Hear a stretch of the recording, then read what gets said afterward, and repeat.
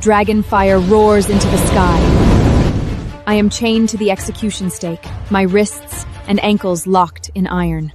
The flames have already caught the hem of my dress. My name is Serafina Valcrust. 5 years ago, the Valcrust family had no son fit for war. So I put on armor, mounted a war dragon, and rode north in my family's name. I fought for the Valcrest family, bled for the Valcrest family, won honors for the Valcrest family, and crawled back alive from mountains of corpses. And now the people standing below to watch me burn are also the Valcrest family. Below me, Lysandra stands in the ceremonial robes that should have been mine, holding my fiancé Adrian's arm. Lysandra, the most cherished daughter of the Valcrest family. Adrian, one of the Empire's rising nobles, and the man I trusted for 10 years. They stand so close they look like the pair fate always meant to wed. Serafina, don't tell me you still think those 10 years of honors were yours. Serafina accepted the Empire was never going to remember. You went to war for me, bled for me, and nearly died for me in the north. But in the end, the one standing in the light can only be me. And she is the one I have always meant to marry. I stare at them as the taste of blood fills my throat. Even now, I remember the day I returned victorious, foolishly believing my family would welcome me, and my fiancé would keep his promise. But what waited for me was not reunion. It was their demand that I surrender the glory I had earned with my life. The dragon fire surges upward and catches my legs. The pain of splitting flesh finally clears my mind. Lysandra, Adrian, you'd better pray I never come back. Serafina, you're not coming back. The flames climb higher. I burn their faces into my memory and force myself to remember this moment forever. The next instant, the flames swallow my sight whole. I close my eyes in despair. I snap my eyes open. There is no dragon fire, no execution stake. I am standing in the great hall of the Valcrest family, surrounded by familiar pillars and a room full of hypocrites. At the head of the hall sits Lord Cedric.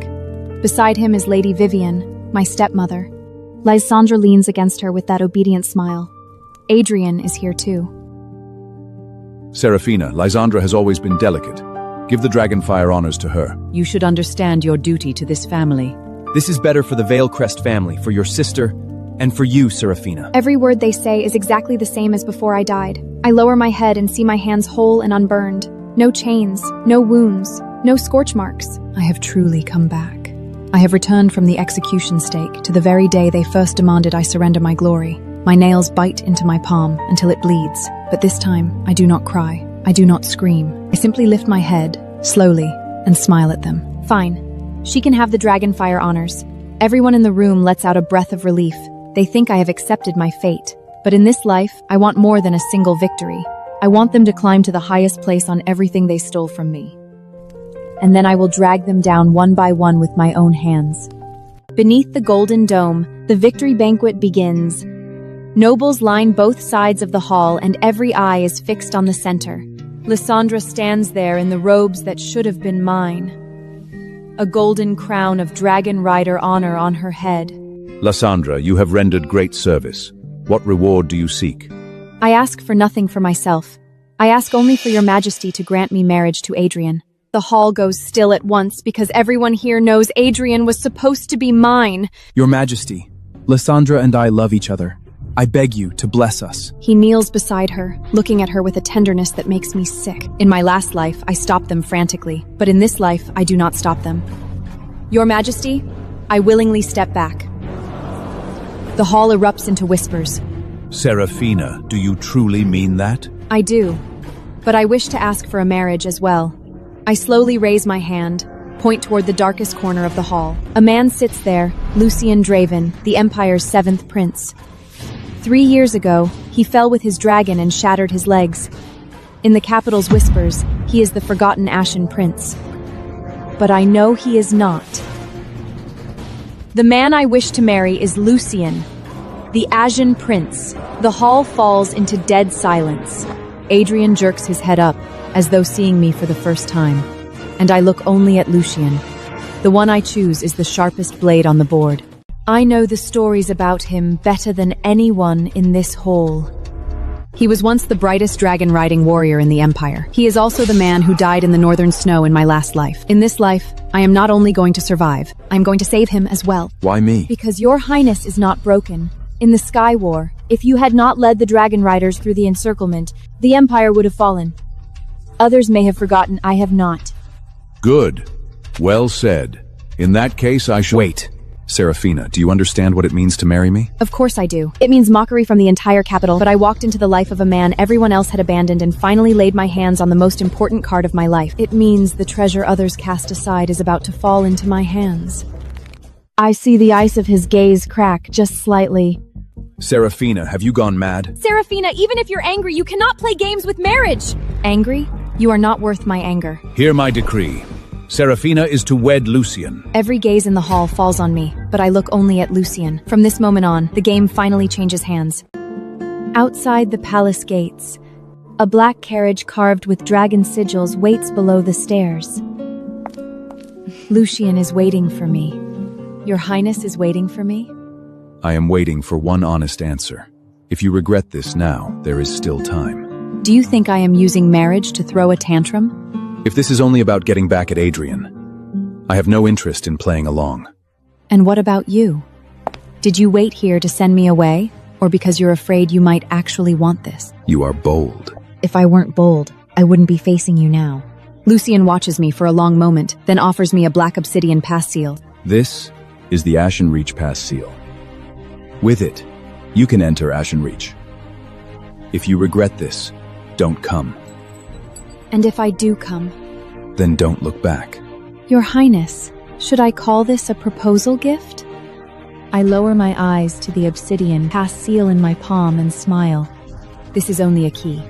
The other thing that truly belongs to me, The dragon rider command sigil left by the Hawthorne family. I will reclaim that too. The moment I turn around, I meet Lysandra's venomous stare. The palace lanterns are still burning, and Lysandra can no longer hold herself back. Serafina, what a trick. Adrian cast you aside, so now you cling to the Ashen Prince? You steal my honors, steal my betrothal, and now you lecture me on dignity? It was mine to begin with! You're right. But the light you're standing in was lit with my blood. So what? In the end, you're still marrying a cripple?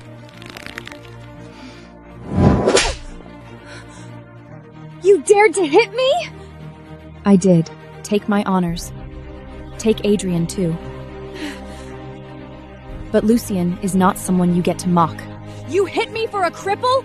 Say that word one more time and I'll tear your false heroine mask off before the whole Empire. For the first time, Lysandra looks afraid. Serafina, you've gone too far. Adrian stands in front of Lysandra with that same self-righteous look. Did you really need to hit her? When you stand before me and defend her, have you forgotten whose fiancé you used to be? What stood between us was only a family arrangement. Lysandra has always been the one I loved. Trash belongs only with trash. I return to the Veilcrest estate, and Lady Vivian summons me to the Great Hall at once. Begging to marry a crippled prince in public. What have you done to the Veilcrest family's name? And when Lysandra stole my fiancé in public, why didn't you think the same? Lysandra is different. How? Because she is your biological daughter, and that makes everything she does right? Marrying Lucian is not disgrace. You are the ones unworthy of speaking his name. At dawn, chaos erupts outside the Veilcrest estate. At the far end of the street, endless lacquered chests are being carried toward the gate. The Ashen Prince's engagement gifts have arrived. 10 chests of dragon crystal, 100 ingots of red gold, 3 estate deeds, and 12 bolts of dragon scale silk. With every item read aloud, Lysandra turns paler. Impossible. What is it, Lysandra? Aren't you happy for me? How could a man like him afford this?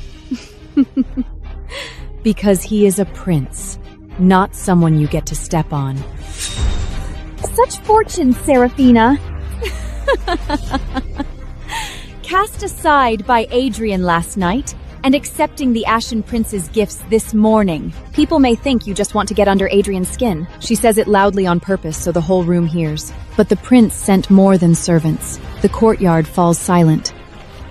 Lucien has arrived in person. Before anyone fully rises, Lucien is already wheeling into the hall. Am I interrupting something? He ignores the forced smiles in the room. He looks only at me. I heard what was just said. You said she just wants to get under Adrian's skin. I didn't mean... Then what did you mean? Lysandra's already trembling. If my future princess chooses to marry me, I count myself fortunate. It is not for others to question. Your Highness! Do you regret it? Never. I truly believe you are 10,000 times the man Adrian will ever be. I lean down and, before the stunned room, kiss him. Lucien goes perfectly still. Is that clear enough now? Lucien says nothing. He only stares at me, and for the first time, something in his gaze slips out of control. I pull back slightly. Lucien is still looking at me. Serafina. Yes? You are even bolder than I expected. Do you regret choosing me now? No. That single word cuts into Lysandra like a blade. Finish the list. 1 dragon bone throne, 1 obsidian dragon crown, 2 estates on West Crown Street. Lysandra, didn't you say Adrian loves you? Then surely he will offer even more than this, right? Adrian's face darkens. She deserves all of this. If anyone thinks it insufficient, they are free to surpass it. Your Highness is unmatched in wealth. I cannot compare. Of course you cannot. Dead silence fills the room. For the first time in this life, I know with certainty that choosing Lucien is the right move. Before leaving, Lucien calls me out alone. The hall empties, and I follow Lucien out into the courtyard. Did you enjoy yourself? Which part, Your Highness? Slapping Lysandra, or using your gifts to slap the whole house? You are surprisingly honest. Because I have no intention of lying to you. I did it all on purpose. I crouch down and look at his hands resting on the armrest. They humiliated me, robbed me, and used me. If I don't take it back piece by piece, I won't rest in peace. If you borrow my power, I will not lend you half of it. If you want to make trouble, then do it loudly. I will be there.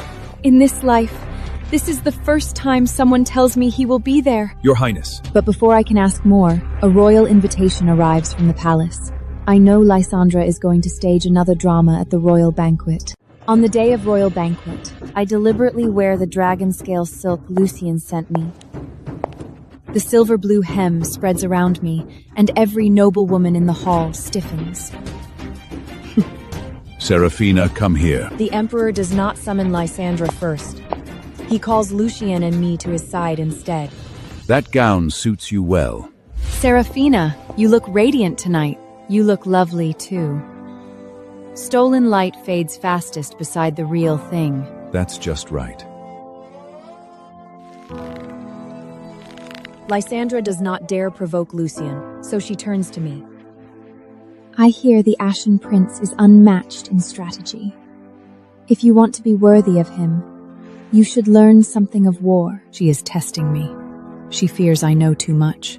And worse, she fears others may notice she knows nothing. The moment I rise, Lysandra suddenly throws herself backward.